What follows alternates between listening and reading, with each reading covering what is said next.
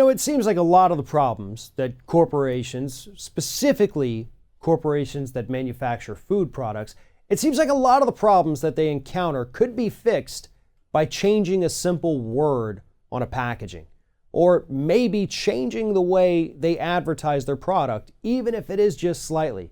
We've talked about a lot of those on this program, and today we have yet another one. Joining me now to talk about this latest issue is Scott Hardy from TopClassActions.com. Scott, today we've got Blue Diamond almonds.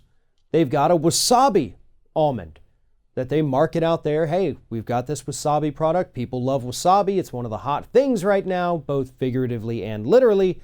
Not actually wasabi, is it? No, it's not wasabi.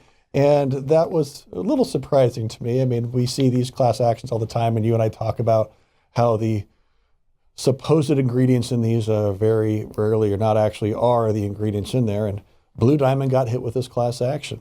And it turns out that wasabi is very easily cloned, at least taste-wise, with horseradish.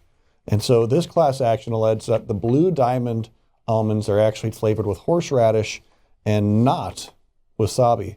But of course, that's not very sexy to go ahead and sell your Blue Diamond almonds with horseradish. That just doesn't sound appealing. But when you say wasabi, people go, cool. It's green, it's tasty. Let's go ahead and buy that up. But instead of wasabi and soy sauce, this class action alleged that it should be referred to as flavored by horseradish and soy sauce. And I don't see that one marketing very well. What about you?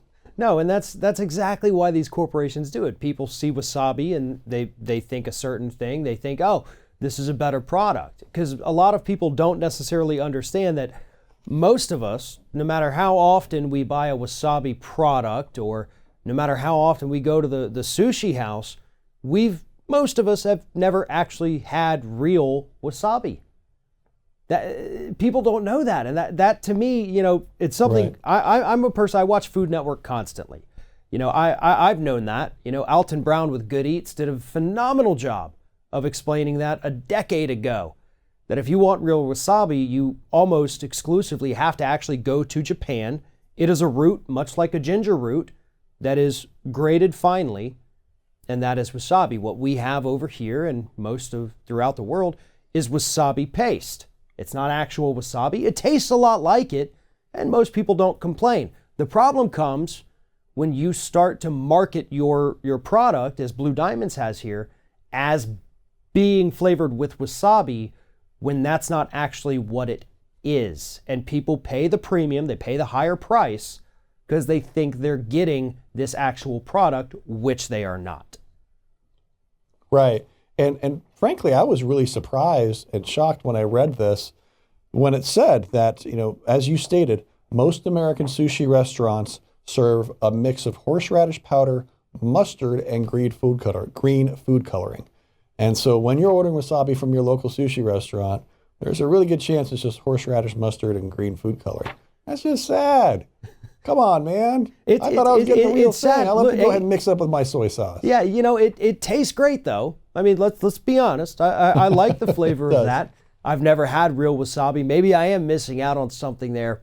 But, if you're going to have the imitation wasabi, all you have to do really is just change the wording. Say wasabi flavored Blue Diamond almonds. Something as simple as adding that wasabi flavored word. That word could have prevented problems for this company. And that's kind of what we've seen in a lot of these instances. You just add the word flavored and you can help yourself so much. But companies usually think, maybe we won't get popped on this. Maybe not enough people will sign up for the class action if there is one. Maybe we'll be okay if we just say wasabi instead of wasabi flavored.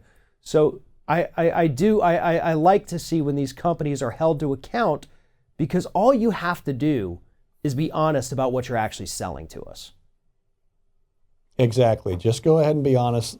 Label the package as it's supposed to be labeled, and you won't be hit with these class actions and have to, churn out a couple $1 million to pay your dedicated customers who love your product but just want to be told the truth. Exactly. It doesn't change the flavor of what people are getting. You're just being a little more upfront to them about what they're actually getting. If anybody needs any more information about this particular issue, you can follow the link in the description of this video. Check out topclassactions.com and subscribe to their newsletter to stay up to date on all of the information that consumers need to know. Scott Hardy with topclassactions.com. I appreciate you talking with us today. Thank you, Farron. Appreciate you.